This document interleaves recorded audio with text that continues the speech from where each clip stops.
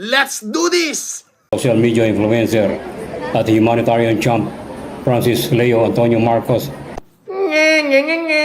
ay inaresto sa bisa ng warrant ng otoridad. Puking ina mo! Puking ang ina mo!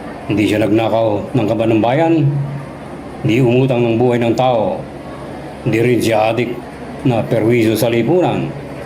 Ang kanyang kaso, unjust vexation lang. Kayo ang mga tunay na demonyo! Pero iniharap sa media at naging balitang nasyonal ang kakatiting na kaso. Pinaniwalaan ng otoridad ang mga gagong walang silbi at walang naitulong sa bayan. Binurog ang kanyang karapatang pangtao. Kung ang simbolo ng kawalanghiyaan ay ganyan sa napapanood nyo sa video, wala nang mabuti sa bansang ito.